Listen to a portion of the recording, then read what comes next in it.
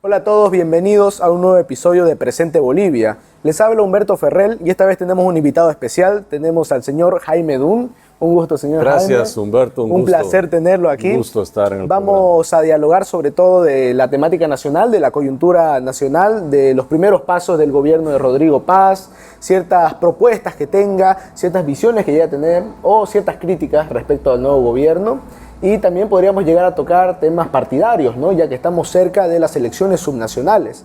Bueno, sí. Mi primera pregunta, primero, antes que nada, ¿cómo está, señor Jaime? Muy bien, muy contento. Además, todavía en campaña, como digo, para nosotros no ha parado esto. Habrán inhabilitado mi candidatura, pero no me han inhabilitado la posibilidad de hacer campaña todavía, y menos las ideas de la libertad. Así que estamos con un trabajo muy importante a nivel nacional.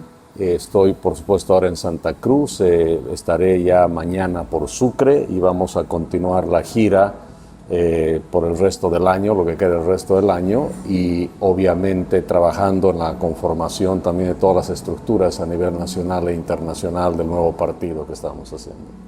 Perfecto. Ahora, la primera pregunta gira en torno a las primeras medidas que tomó el gobierno de Rodrigo Paz. ¿Cómo ve los primeros pasos del presidente Paz? ¿Algunas críticas, algunas propuestas? ¿Ve algo de ese estilo? A ver, yo creo que de manera general los primeros pasos han sido importantes de tomar.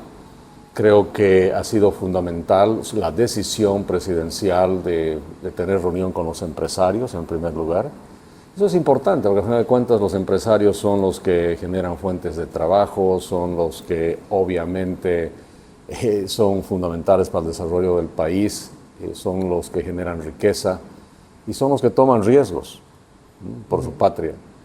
Y han sido como empresarios han sido muy olvidados y hechos de menos, ¿no es cierto?, por el movimiento al socialismo. No han formado parte del modelo económico, social, comunitario, productivo, porque ha sido anti-libertades, anti-propiedad privada, anti-empresarios, anti-inversión nacional y extranjera. Entonces, creo que ha sido fundamental dar ese mensaje que el empresariado privado es importante. Y de alguna manera se ha dado una forma de empoderamiento que era importante al sector privado, que se tiene que construir todavía sobre eso, por supuesto, porque Bolivia ha sido gobernado básicamente por grupos sociales, grupos afines obviamente al movimiento al socialismo, que han sido los empoderados y ha dejado al resto de los bolivianos fuera de la esfera. Entonces, claro, es muy importante. Eso ha sido fundamental también, la aproximación y el cambio de eje que se da, de estar en el eje Venezuela, Nicaragua, Cuba, etcétera, etcétera, pasar al mundo libre, al mundo más democrático, al mundo de mercados, de libre comercio, y por supuesto hablar de restablecer relaciones con Estados Unidos son cambios también fundamentales. Entonces creo que esos mensajes han sido muy importantes. El hablar de reforma judicial de entrada, la justicia es fundamental. Recuerden que nosotros, a través de un mensaje a la nación, habíamos entregado nuestro programa nacional para la generación de riqueza a los candidatos, incluyendo al presidente Paz. Y justamente ahí una de las primeras cosas que decíamos es el tema de la justicia. El Ministerio de Justicia, por ejemplo, que recientemente ha sido cerrado. Nosotros en realidad durante toda la campaña hablábamos que la primera medida sería un paquete judicial y una de las primeras medidas, entre las dos primeras medidas, estaría el cierre definitivo de ese Ministerio de Justicia, que es el Ministerio de la Injusticia y de la persecución política, ¿no es cierto? Y la corrupción en el sistema judicial nace en ese ministerio. Entonces, para serte sincero, primero vi con asombro de que que se nombró un ministro. Ni siquiera se lo puso interino. Claro, para se nombró el ministro y yo dije, caramba, no se está yendo por primera promesa incumplida. Exacto, pero bueno, y después ya sabemos las circunstancias que hacen que al final se cierre, claro. pero debió haberse hecho desde el comienzo. Y hay temas, sí, que quedan pendientes. El reloj está marcando la hora, obviamente, los segundos, los minutos, los días, las semanas, y creo que el golpe más importante, en el buen sentido de la palabra, de de reafirmar de alguna manera que la justicia empieza a volver en Bolivia, porque no es que va a volver de la noche a la mañana, pero porque hay que hacer reformas, pero hay que dar señales que se van en ese camino, es hacer prevalecer y ejecutar todas esas órdenes de arresto y aprehensión que hay vigentes. Claro. ¿No? Avasalladores, bloqueadores, ladrones y pedófilos. Por supuesto. Tienen órdenes de arresto y eso no puede quedarse así, el tiempo está pasando y yo creo que si en los próximos 10 días no hay algo concreto al respecto, se va rápidamente a perder credibilidad sobre los cambios que hay que hacer, especialmente en el ámbito judicial. Las reformas se tienen que hacer, sí, pero con la poca justicia que hay que actuar. Claro, y es un punto clave específicamente para las inversiones, por ejemplo, ¿no? Porque la seguridad jurídica, la previsión que tiene que haber por parte de los inversores para llegar a invertir es fundamental, es fundamental, vital, ¿no? Especialmente para nosotros los liberales, ¿no? ¿Por qué? Porque donde hay justicia hay seguridad jurídica, y seguridad jurídica también implica igualdad ante la ley. Y donde hay justicia, seguridad jurídica, igualdad ante la ley, recién puede haber contratos. Claro. Porque los contratos son elementos jurídicos, instrumentos jurídicos. Entonces, recién puede haber contratos. Y donde puede haber contratos y hay justicia, recién puede haber propiedad privada. Y donde hay propiedad privada, hay libertad. Entonces, por eso que para nosotros es fundamental. Y por eso yo decía, Humberto, siempre, si yo fuese presidente en la primera hora del gobierno, la gente está esperando el paquetazo económico, el paquete de leyes. No, es un paquetazo jurídico, porque la gente espera, paquete económico. Claro. Es un paquetazo de leyes, es un paquetazo jurídico, es un shock de justicia lo que necesita el país. Y después se complementan con las medidas económicas, porque el problema de Bolivia va más allá del problema económico y además un shock de moralidad, de principios, ¿no es cierto? Pues se ha vuelto un país inmoral, la misma fe está en crisis en Bolivia, el concepto de familia, ¿no es cierto? Todo eso, todas esas crisis multifacéticas que tiene el país se tienen que resolver en los primeros días. Y la única forma que puedes decir se va a recuperar la ética, la moral, es cumpliendo la ley también, que es parte de eso, ¿no es Usted cierto? dijo una palabra clave, shock. Habló de shock moral, shock de justicia, pero referente a shock económico, ¿cuál es su opinión al respecto? ¿Cree que los pasos que está dando Rodrigo van más vinculados a un shock o más vinculados a un gradualismo? No, por ejemplo, claramente el tema de la es un subvención podría ser clave para entender el Claramente shock se o no está shock. yendo con un gradualismo. Y a ver, Humberto, lo que hay que entender, hay que tomar medidas en el ámbito económico, claro que sí. Hay que hacer ajustes, por supuesto. Lo único que el gobierno tiene que definir es la forma que lo hace. Claro. Porque hay ajustes lentos, más rápidos, hay ajustes ordenados, hay ajustes desordenados, pero ajuste tiene que haber. Todo claramente apunta a que va a ser ordenado y gradual. Ahora, eso tiene sus riesgos, claro que sí. Claro, hay un riesgo de un posible gobierno débil hasta cierto punto, porque hemos visto ya en los últimos días, y esto va más relacionado a la gobernabilidad, el punto de gobernabilidad, sobre el liderazgo de Rodrigo y su capacidad de poder afrontar estos cambios, ¿no? Porque vemos por un lado de que hay críticas referentes a que parece más un gobierno de Samuel Doria Medina que un gobierno de Rodrigo, ¿no? Justamente esos son los riesgos que en el tiempo se van manifestando, ¿no es cierto? Porque el gobierno, cuando toma las medidas más rápidamente, no hay el tiempo tampoco, digamos, para que el gobierno pierda credibilidad, ¿no? Sobre las medidas que toma. Entonces, cuando se va gradualmente, el tiempo es tu peor enemigo, porque para que un paquete económico funcione claramente y se tengan los resultados que esperas, no puedes perder credibilidad. Hay un riesgo por eso de pérdida de credibilidad y por supuesto de ejecución. Eso generalmente los gobiernos que tardan mucho en tomar medidas tienen ese problema, que la gente se va cansando y la gente espera respuestas más rápidas y se va perdiendo credibilidad, porque las medidas que vas tomando no son necesariamente las que te dan la solución, por supuesto, rápidamente, porque estás yendo lentamente, ¿no es cierto? Eso cuando tienes un terrible dolor de muelas y te dicen hay una inyección que es anestesia y te saco la muela de una vez, en 10 minutos solucionamos el problema, o te doy unas pildoritas que tomas cada 8 horas durante una semana hasta que la pienses qué vas a hacer y poco a poco vamos solucionando el problema. Entonces, la gente tiene expectativas y yo creo que los bolivianos en general hemos esperado un gobierno de medidas más rápidas, creo yo, la mayoría está esperando eso. Y creo que se ha perdido ya algunas oportunidades de hacer cosas. Te pongo el ejemplo del combustible. Ya. Creo que ha sido importante las gestiones que ha hecho el gobierno de tener combustibles y cumplir con esa promesa. Es decir, el 9 de noviembre vamos a tener combustible, no van a haber fila. Ha cumplido. Claro, la primera cumplió.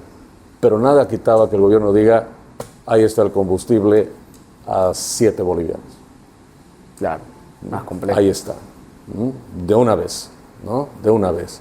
Porque de alguna manera se ha recibido el combustible subsidiado y creo que en la expectativa de la gente ha quedado el tema de, caramba, se puede seguir teniendo subsidiado. Claro. ¿No? Nos han dicho que eso es imposible, pero sí se puede.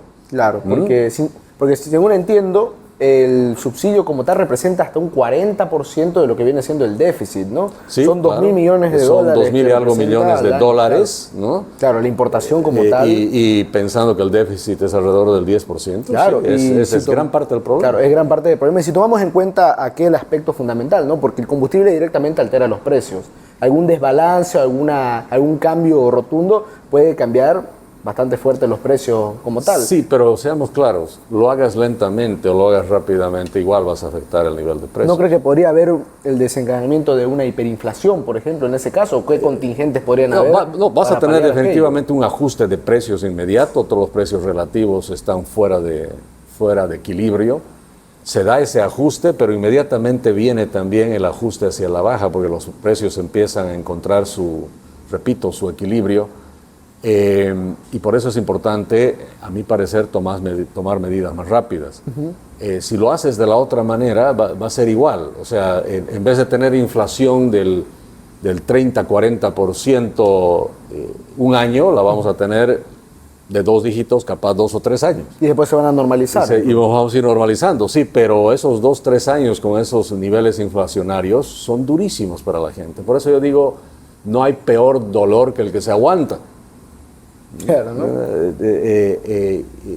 Ahora, por supuesto, las medidas de shock tienen que venir también con un programa importante de una red de protección social. ¿No? Puede llegar a ser focalizada, por ejemplo. Y no hay que confundir la palabra subvención con subsidio, no es lo mismo. Ya. Entonces, justamente, hablar de que va a haber una eliminación de la subvención y se va a cambiar por un subsidio focalizado para la zona directamente a los ciudadanos, vulnerables. pero no en combustible, sino en recursos. A ver, si yo me voy a ahorrar el 40% del déficit fiscal, le pongamos un número, digamos, 2.000 millones de dólares, de esos 2.000 millones, 500 millones, una cuarta parte puedes llevar para temporalmente focalizar una forma de subsidio a las familias más pobres que van a recibir un golpe duro, obviamente. Sí, obvio.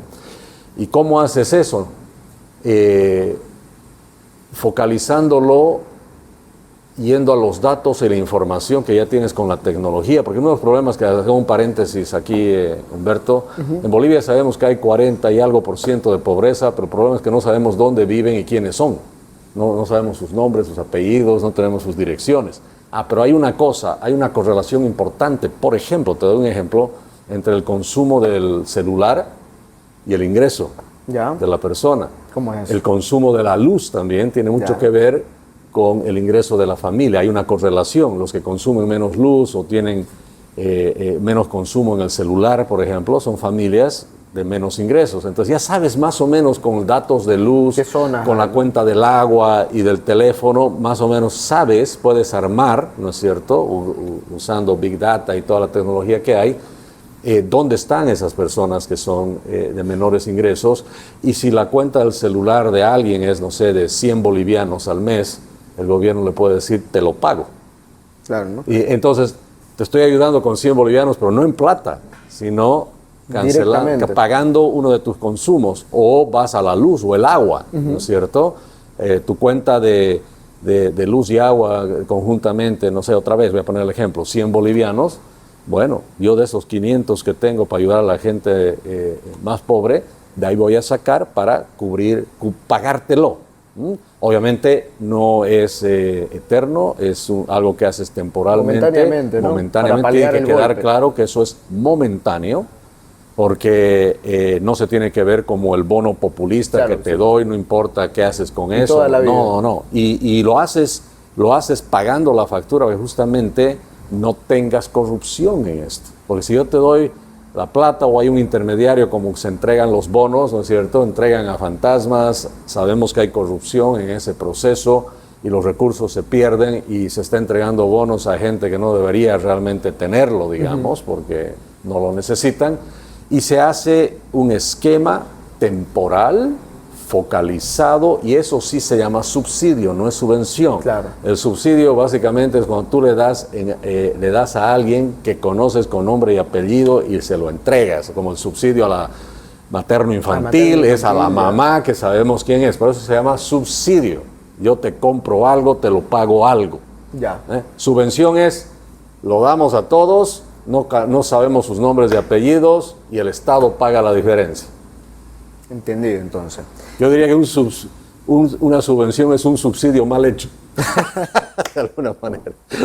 Pero, y referente a la deuda como tal, ¿no? Vemos que la deuda, si no me equivoco, en los últimos índices estaba en 13.800 millones de dólares, la externa. Sin embargo, mucha gente no ve la interna, ¿no?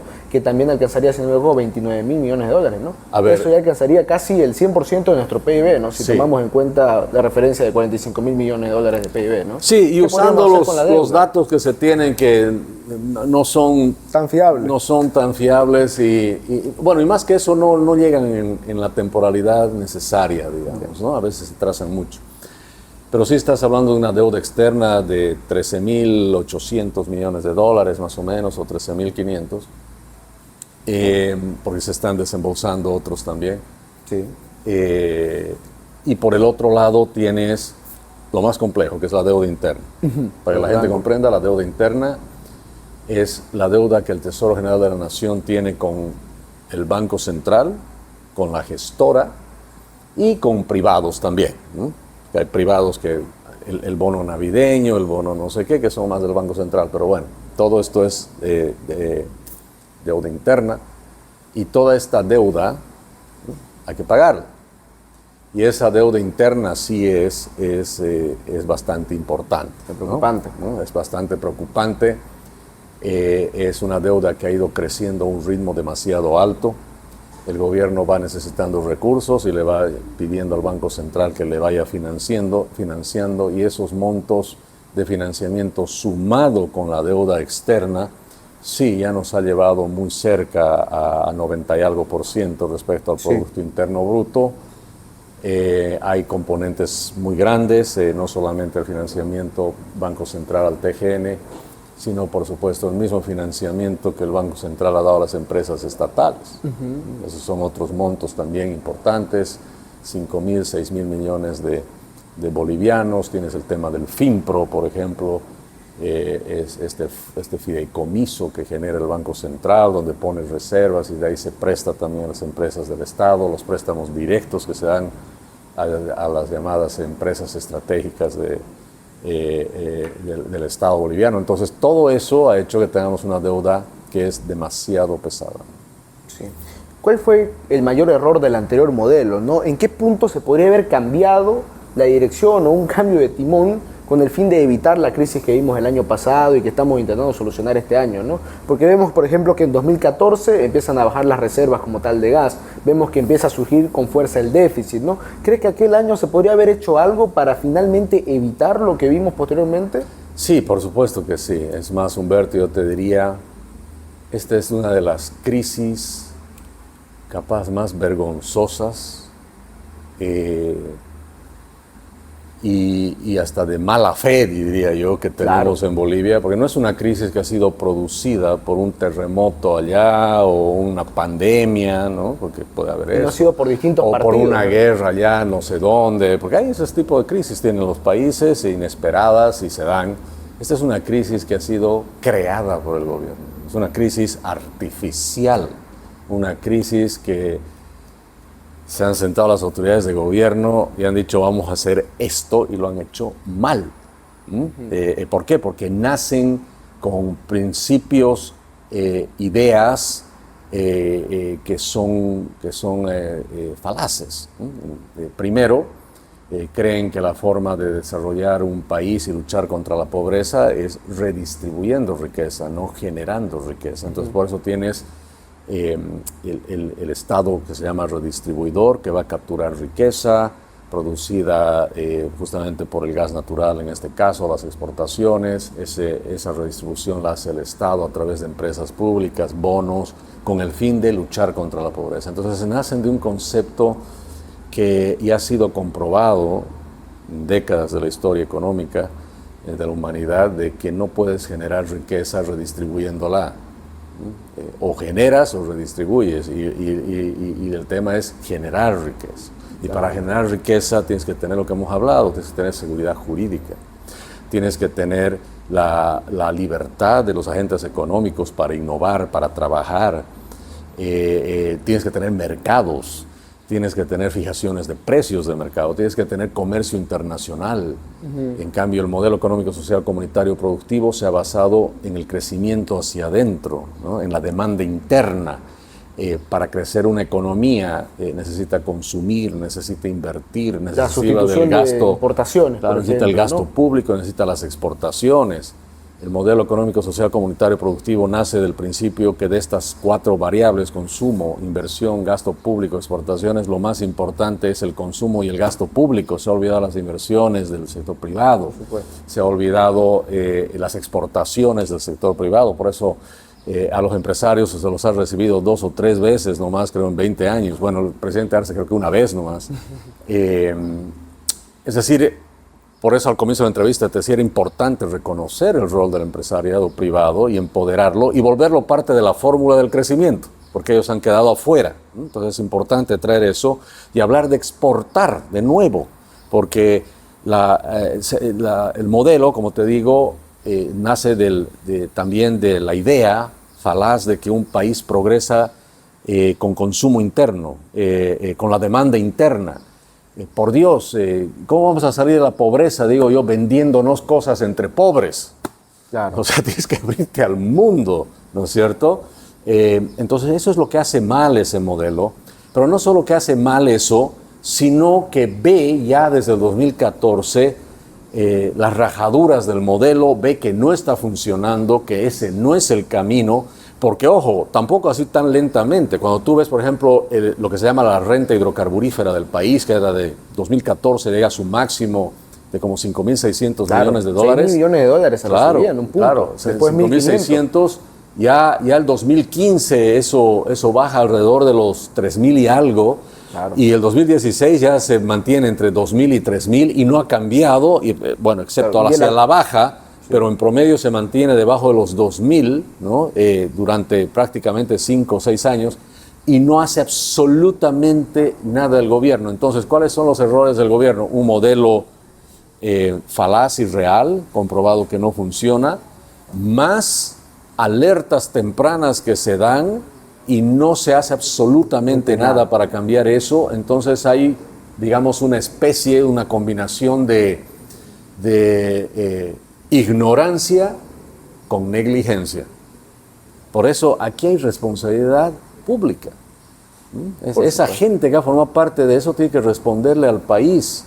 Claro, ¿no? Y ha sido un solo partido, porque por ejemplo en el 82 han sido distintos gobiernos, porque ha habido incluso la época posterior al empantanamiento, ¿no? Entre el 78 y el 82 han habido 9 presidentes, ¿no? Así es. Y ahí se puede entender hasta cierto punto una crisis, ¿no? Pero esto ha sido un solo partido. Es un solo partido. Y un solo modelo. Y un solo modelo, claro. Y a día de hoy inclusive, si no me equivoco ahorita, solo se usa nuestro gasoducto para pasar el gas de la Argentina de Vaca Muerta al Brasil. Sí. Y recibimos renta, somos un peaje básicamente. Eso nos lo dijimos. Hemos sido ser productores de gas a un peaje, ¿no? Cobradores de peaje, sí, eso es. Pero yendo también a ese tema, ¿no? Porque un grave problema del modelo yo creo también ha sido el extractivismo, ¿no? Que ha existido.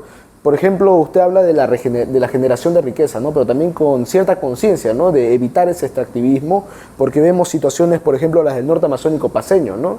Que hay un extractivismo fuerte relacionado a la industria del oro, ¿no?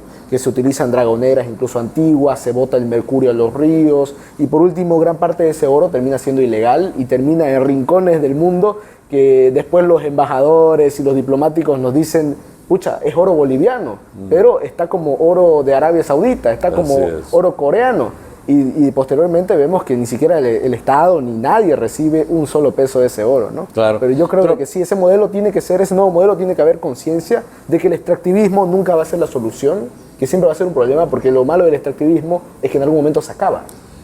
Exacto, y no solo que se acabe, sino que si tú tienes un modelo de extractivismo como la base de tu economía, como ha sido básicamente durante varias décadas en Bolivia, porque hemos empezado que del salitre, que el estaño, la plata, que la goma, que el gas y ahora el litio, ¿no? Después del litio seguro se va a hacer las tierras raras y cualquier cosa. Y no le salió bien el litio, y ¿no? No sale nada, no. Y el problema es que basarnos en el extractivismo es justamente el tema que te digo, es por qué se va por ahí en cada gobierno y cada vez hemos ido en la historia económica por el extractivismo, porque siempre se está hablando de la redistribución de riqueza.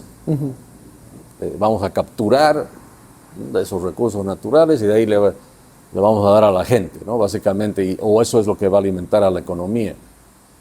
Nunca se ha hablado de la generación de riqueza. ¿Cuál es la diferencia de un país que no tiene recursos naturales? ¿Cómo generan riqueza?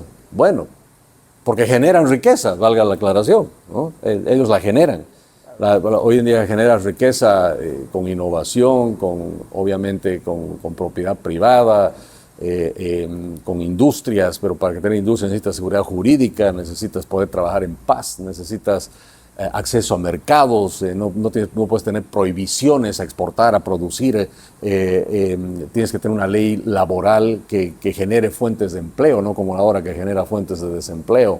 Tienes que tener una economía estable, tienes que tener en el fondo libertad, ¿no? Y de cierta forma Santa Cruz comprendió aquello, a pesar de estar dentro de un modelo económico que es ajeno, yo creo, a su deseo como tal, al deseo de la mayoría de los cruceños, han sabido resurgir, ¿no es cierto? Han sabido resurgir y... Así es, en realidad mientras más lejos del Estado, mejor. A mí me preocupan las regiones de Bolivia que dicen el Estado nos ha olvidado. Pucha, para muchos ese es el sueño.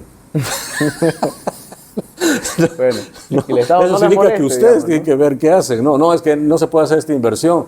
Háganlo ustedes. Claro, inclusive en Pando el más claro ejemplo de aquello está surgiendo la industria de la castaña, la industria del azaí, por ejemplo. Son todas iniciativas privadas. Y claro, quiero, para que no quede en el aire la idea, lo que te digo, y lo he dicho recientemente, ¿no? Falta el puente sobre el río Mamoré, hace décadas que lo pedimos y no se hace. Perfecto, vean cómo lo hacen ustedes. ¿No cree que el Estado debería ver? No, sí, pero si no lo hace. O sea, el Estado nunca te va a resolver los problemas, te los va a crear. Ya. Entonces, ¿cómo hacemos? Oye, estamos hablando de Santa Cruz. Los puentes sobre los puentes al Urubo. O esperamos que lo hagan la alcaldía, lo haga el Estado, ya sea en representación local o nacional, o lo hacemos nosotros. Claro, la alcaldía de Percy muchas veces ha puesto muchas trabas para la realización de esos puentes. Por supuesto, y al final, ¿quiénes lo han hecho?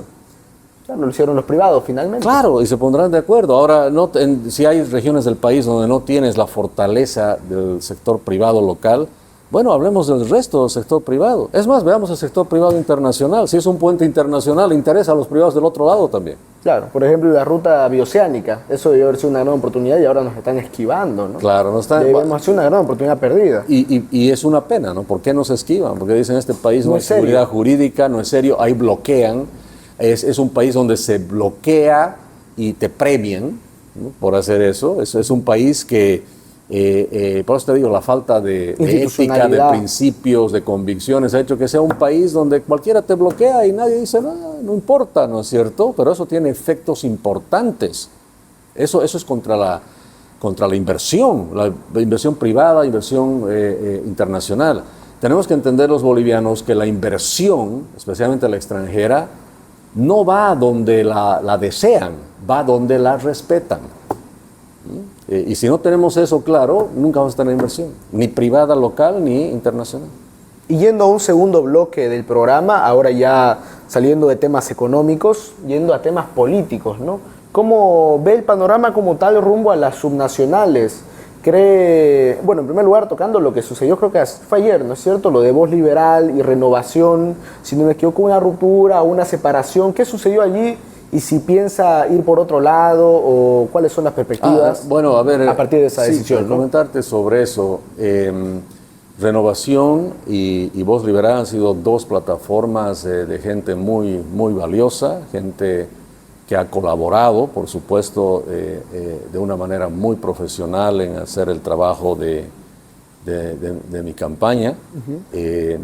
Ha sido un tema también que ha ayudado mucho a estas agrupaciones crecer, obviamente, darles la exposición a nivel nacional e internacional y hemos hecho un trabajo que es, creo, muy importante, con logros que lamentablemente no se han podido reflejar en la presidencia, pero si hubiéramos tenido algo de justicia en el país y un Tribunal Supremo Electoral que realmente sea supremo y sea tribunal realmente, hubiéramos tenido buenos resultados. Entonces, en realidad no, tú mencionas ayer, no, en realidad ya hace varios meses atrás se tomó la decisión de construir un partido político donde justamente fueron invitados tanto Renovación como Voz Liberal a formar parte de eso, pero entendemos en el respeto y la libertad además que cada uno puede seguir su camino y Voz Liberal decidió seguir su propio camino con sus propios candidatos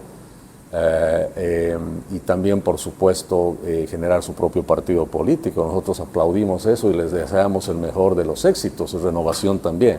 ¿Es un tema de candidaturas entonces? No, es un tema simplemente de visiones diferentes. En realidad nuestro acuerdo tampoco iba más allá de las elecciones nacionales. Creo que por ambas partes se ha cumplido. Igual está NGP, no tengo que olvidar de NGP. Ya. NGP también ha sido otra figura, en este caso un partido político constituido de acuerdo a la ley electoral y de partidos políticos que nos dio también la plataforma por hacer posible todo esto, ¿no? Entonces, nosotros bien agradecidos, se ha cumplido lo que se tenía que cumplir, respetamos un montón, ¿no?, las decisiones que han tomado. En su momento Voz Liberal también decide en el tema de la segunda vuelta acercarse a Libre, ¿no?, y trabajar con ellos en algunos proyectos específicos y bueno, excelente, ¿no? Nosotros siempre vamos a respetar todo eso.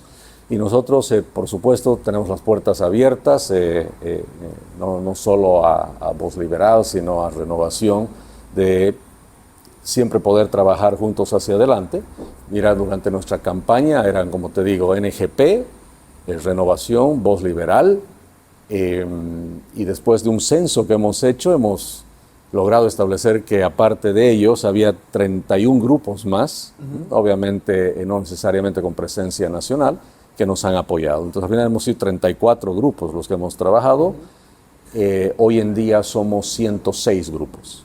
O sea, hoy en día hay muchísimo más gente que antes a nivel nacional e internacional. Estamos con la presencia en varios países y lo importante es que tenemos una estructura muy sólida a nivel nacional. En un censo interno que ya hemos hecho somos más de 55,000 personas a nivel nacional e internacional, todos con la línea de la conformación de este partido político, con ideas de la libertad, por supuesto, y estamos avanzando con eso. Entonces habla de la conformación de un partido. ¿Qué nombre tendría dicho partido? Ya se va a avisar en estos días. No puede dar una primicia. Ya se va a avisar, se ha hecho un estudio muy detallado de varias opciones. Casi un par de meses se ha estado haciendo el análisis. Tenemos equipos de asesores importantes en el área legal, en el área de marketing, y tenemos un asesoramiento internacional también que ha sido muy importante, es muy importante y vital para lo que queremos hacer. Entonces se vienen lindas sorpresas, estamos avanzando muy bien. Y por supuesto vamos a representar el cambio que se necesita, porque creemos que eso es lo fundamental para nosotros. No estamos haciendo esto por pegas, ¿no? O sea, por eso no tenemos esa desesperación de decir, tú sé candidato, yo quiero ser candidato, como algunos de estos grupos, por ejemplo, ¿no? Que ya tienen su candidato para la alcaldía de Cochabamba, para esto, y soy el jefe, y si no soy yo, no es nadie más. Nosotros no trabajamos así.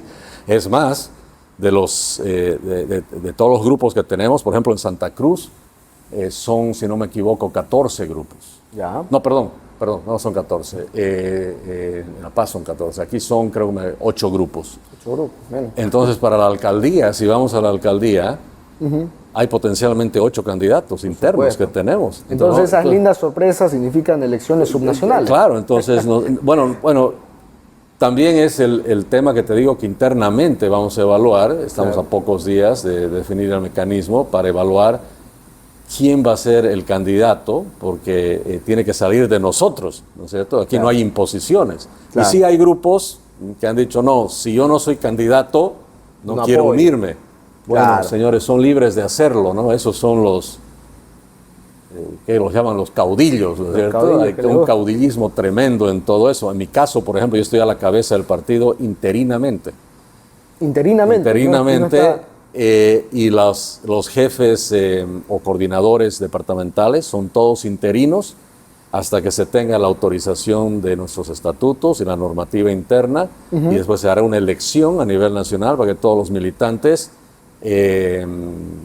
decidan por cada uno de los cargos, incluyendo mi liderazgo. Y si mi liderazgo continúa con el apoyo de la gente, voy a seguir. Si no, tendré que apoyar y estar firme colaborando con quien quiera hacerlo.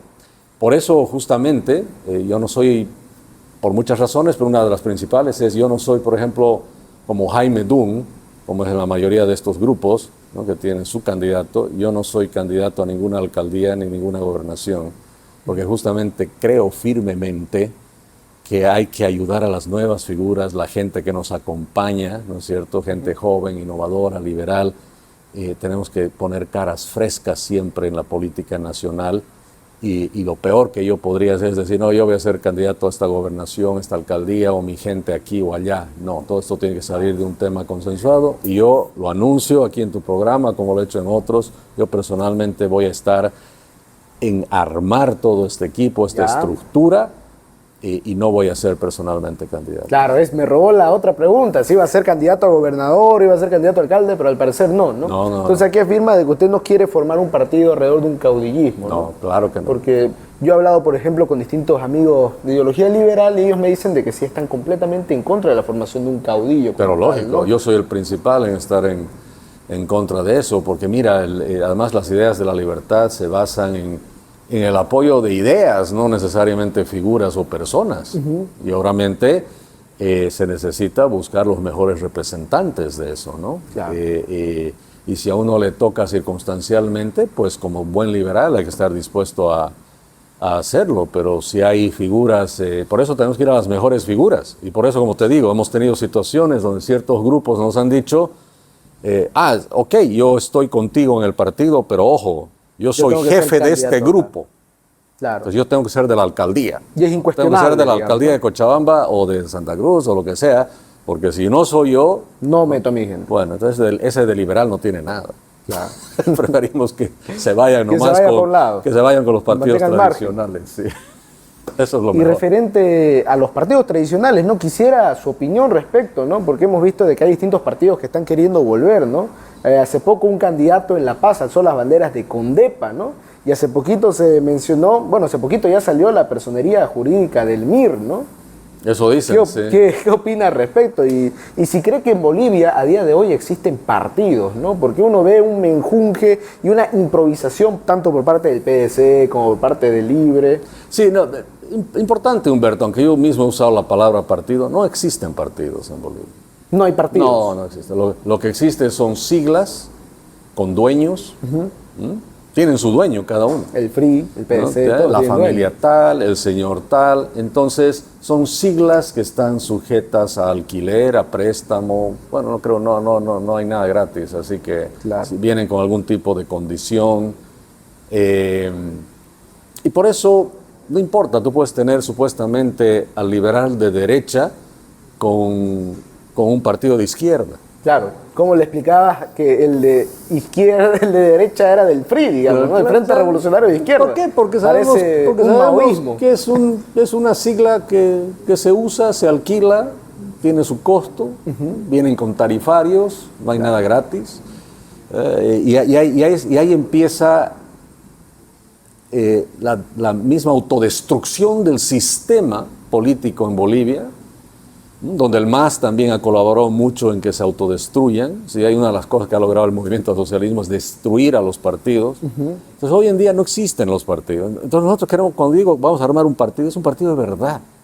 Es un partido no solo con estructura, con norma, con reglamentos, es una institución donde los militantes van a ser liberales. Vamos a tener nuestra propia escuela liberal. Vamos a certificar a nuestros militantes. Y estoy hablando, ya he entrado en contacto, te cuento, con grandes figuras del liberalismo a nivel latinoamericano y mundial, ¿no? que yo ya he conversado con ellos, ¿no? para ayudarnos con todo este trabajo. Entonces vamos a llegar al punto donde el partido no solo tiene que tener estructura militante, tiene que tener ideología, tiene que tener principios y convicciones que se respeten. Hoy en Bolivia no existe eso. Hablaba el otro día con un alto dirigente del PDC, uno de los altos, porque creo que todos son dirigentes, ¿no? Y que PDC también, ¿no? No, claro, ¿no? Y él me decía, mira, de todos los del PDC, que han sido elegidos del PDC, solo 2 son militantes. ¿El resto qué son? Es un partido que ha sido un partido taxi, ¿no? Hace poco, por ejemplo, en La Paz estuvimos reunidos muchos jóvenes de todo el país, de distintos departamentos.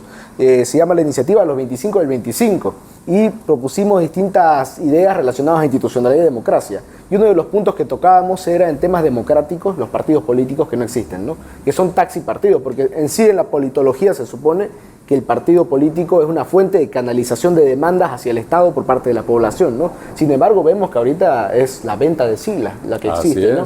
Y lo que proponíamos, no sé qué opina usted al respecto, es que una de las cosas más difíciles de oficializar un partido político en Bolivia es el financiamiento, ¿no? Porque sin ir muy lejos, para todo el tema de notariar las firmas que necesitas para poder formar tu partido político, son por lo menos 200.000 bolivianos que uno requiere, ¿no? No cualquiera puede llegar a tener esa cantidad de dinero o ese financiamiento. ¿No cree que el Estado de cierta manera debería facilitar, desburocratizar, es el primer punto, más allá de del financiamiento, la desburocratización que tiene que haber, con el fin de tener partidos políticos con esencia? Claro, por ejemplo, uno de los requisitos para recibir ese financiamiento, recibir esa ayuda, sería tener formación de líderes, tener bases, tener producción intelectual, producción científica, producción ideológica.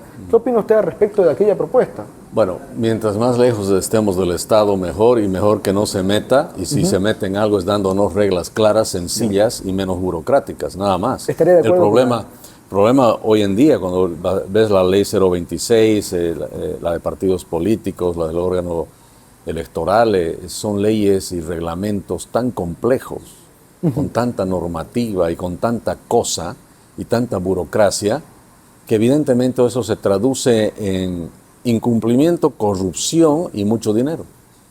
Mucho dinero de por medio, ¿no? Uno de los grandes generadores de costos en cualquier sistema económico es la burocracia. Ya sea por costos reales que tienes o costos de oportunidad, ¿no? Porque no te permite hacer ciertas cosas. Entonces, uno de los primeros cambios que hay que hacer es el cambio de la ley electoral y el sistema electoral. Ese Tribunal Supremo Electoral, ellos mismos no cumplen las normas y las leyes, y se los digo aquí en su cara. Simplemente les hago una pregunta. Se me ocurre un ejemplo. La ley electoral dice que los partidos políticos con sus candidatos tienen que presentar su programa de gobierno. Sí. Y lo han hecho todos. Todos. Ahí está el del PDC, ahí está el de ADN de 10 páginas. Sí, ¿no? Claro. Y la ley dice que el candidato, si es elegido, debe de aplicar ese programa. Y bueno. Ese programa. Rodrigo nunca habló del FMI. Bueno, exacto, ¿no? Ese programa. Y no solo eso, dice que el Tribunal Supremo Electoral cada 6 meses va a evaluar el cumplimiento del programa y va a hacer un informe semianual, si no me equivoco, y va a ser un informe de fin de año.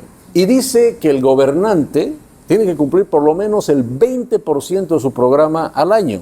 20%, 100%. 100% para finalizar la gestión. Yo te pregunto, ¿dónde está el último informe del Tribunal Supremo Electoral del cumplimiento del programa de gobierno de Arce? Bueno. Entonces, no sean pues tan cínicos y tan descarados, ¿no es cierto? Y esto va para los legisladores bolivianos también, de hacer estas leyes estúpidas donde meten un montón de cosas para que el mismo fiscalizador después lo incumpla. Claro. Ahora, ¿cómo es eso que de pronto cierto partido aparece a la vida y no sé qué? Claro, porque los aires van cambiando, ¿no es cierto? Y el mismo Tribunal Supremo Electoral se va ajustando, se ajusta, me imagino, realidad, ¿no es cierto? A mí me han inhabilitado no solo una vez, 2 veces, habiendo cumplido con todo, y me han dicho, no, lo que pasa es que la fecha está mal. ¿Quiénes creen Violando usted? todos mis derechos, Ya. y no solo derechos que los tengo como ciudadano boliviano, sino Derechos ante los políticos. acuerdos internacionales también. No puedes nunca por la forma, pero de todas maneras, ¿no? Si había guerra sucia, por eso yo digo, anda preocupado de la guerra sucia que le hacía el uno contra el otro, que si el Lara tenía ojos verdes o no, o le dijo no sé qué a no sé quién. Esta es la guerra sucia, ¿verdad? A mí, primero se han inventado que era masista, falsificando documentos que ya se han comprobado, te anuncio, que son falsos. Ya tenemos las pruebas, ya las vamos a hacer públicas. 2, se han inventado un golpe de Estado, donde supuestamente yo era uno Y de lo los... han puesto su nombre en el documental, ¿no es yo cierto? era parte del documental y no sabía que era toda una estrella de una telenovela Conspiración. que no me han avisado, ¿no es cierto? Y después la aparición de deudas, que eran 33, de $2 algunas, no habían sido 33, habían sido 18. ¿No? Y no están pagadas y después salen diciendo, no, habían estado pagadas, ¿no? Y el Tribunal Electoral, lo siento, está mal la fecha. No, ese sistema, lo llamemos el sistema, es la combinación del oficialismo con la oposición funcional, con las instituciones del Estado, los empleados públicos, los ex empleados públicos, los capataces de la política nacional, que todavía manejan y tienen entrada a las instituciones, que cuando ven amenazado el sistema corrupto, porque yo hablaba de desmontar el sistema y tirarlo a la basura, entonces cuando ven que el sistema está amenazado, ahí se unen. Y lo dijo un periodista, un día, dijo, ¿te acuerdas del bloque Unidad? ¿Qué dijo él? No pudieron unirse para sacar al MAS, pero se unieron para sacar a Jaime Ross. Y la verdad va a salir. La verdad, tarde o temprano, sale. Usted habló de un punto importante, de que hay un montón de factores que han conspirado en contra de su candidatura, ¿no es cierto? No solo de gobierno, sino también de oposición funcional. ¿Podría darnos algún nombre? ¿No se anima a dar algún nombre, a arrojar alguna sigla política? Nombres no, pero creo que relacionados. son en algunos casos bastante evidentes, ¿no es cierto? En la misma Asamblea Plurinacional, pues no veías cómo el de supuesta bancada, supuesta opositora, votaba con el masismo y se unían. Claro que sucede eso. Los bolivianos a veces, obviamente, estamos lejos del quehacer interno de la política nacional, pero sucede. Hoy en día tenemos un presidente con un número de senadores y diputados, un libre con número de diputados y senadores. Yo sinceramente les digo, ¿ustedes creen que ese es el número real? Ese es el número producto de la votación que en soberanía, legitimidad ha hecho cada individuo. En libertad ha votado así. Sí, pero en la realidad, ¿no? ¿Cuántos realmente son de uno y el otro? Ya se han cambiado de bando varios. Muchos de ellos. Algunos ya se han independizado, ya son librepensantes, han Claro, dicho. si ellos financian sus candidaturas, son libres Claro, para ellos. yo he ganado, ¿qué tengo que ver con este? Muchos de libres son libres no de es verdad, cierto, ¿no? Claro. Entonces, seamos claros, ese es el sistema y así es como funciona. ¿No? Y de pronto un tribunal electoral, ¿no? Que dice, no, Jaime Dun, si no tiene la foto no puede ir, que si no se hace esto o se hace el otro, ¿no es cierto? Tiene fecha, tiene que cumplir, y si el partido hasta tal fecha no quita la candidatura va a tener una multa. Pero aparece el partido X de Morena, ¿no? Y se queda en la papeleta ¿y dónde está la multa? Claro. No importa, ¿no es cierto? O hay... se tienen que publicar las encuestas oficiales. ¿No? Sí, se va a ir con estos nombres, pero solo si están habilitados. la primera encuesta, ningún candidato estaba habilitado, ojo. No estaba Porque la oficialmente habilitación, inscrito. claro, no estamos oficialmente inscritos, estamos en el periodo de inscripción. Claro. Pero no entra Jaime Dunn, ¿no? Y no solo eso, y después no entra Jaime Dunn, pero sí entra Andrónico, que no estaba habilitado. No estaba ni siquiera inscrito. Ni siquiera inscrito. De hecho, ni siquiera había anunciado su candidatura Pero ya estaba. Pero ya estaba ahí, Así figurando. es. Entonces ese es el sistema que yo le pido a todos los bolivianos que nos juntemos, nos unamos para desmontar de raíz. Y bueno, para ir finalizando, la última pregunta, ¿no? Que yo creo que es una de las que espera mucha gente, ¿no? ¿Va a ser candidato en 2030? La intención es trabajar en un vehículo con la militancia, un partido de verdad, con normas que se cumplan, aunque no estamos de acuerdo con mucha de la normativa, y del proceso democrático interno se elija quiénes van a ser no solo el candidato a la presidencia, sino candidatos a senadores, diputados, supranacionales, alcaldes, todos van a salir del partido. Y si en ese proceso que viene en estos años, el partido decide que yo esté a la cabeza, con gusto. Y en su Si el sentimiento partido interior, dice que no, que hay alguien mejor, yo voy a ser el primero en decir, este es el hombre o la mujer, Ya. y lo voy a apoyar. No creo en caudillos, no creo en reelecciones, en absolutamente nada. y en su sentimiento interior, sinceramente, mirando a los ojos a la gente, mirándome a los ojos a mí, ¿usted desearía ser presidente de Bolivia? Yo sí, quiero ser. Y no por ser Jaime Dunn nada más, sino porque sé que tenemos el equipo, las ideas y las soluciones, no para arreglar solo el problema económico, sino para cambiar Bolivia en el sentido que debe ir. Un país de progreso, de desarrollo, en base a libertades, que es lo que le está faltando al país. Está claro, hay evidencia que mientras tengas un país más libre, con mayores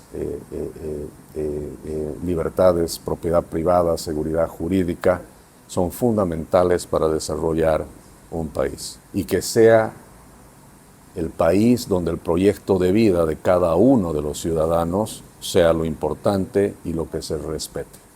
Hasta que no lleguemos a eso, Bolivia va a seguir dando vueltas como lo hace hasta ahora. Muchísimas gracias, señor Gracias. Dunn, por estar en el programa. Gracias. Por mi parte, nos despedimos. Muchas gracias a toda la audiencia, muchas gracias a todas las personas que sintonizaron este programa y hasta la próxima por mi parte.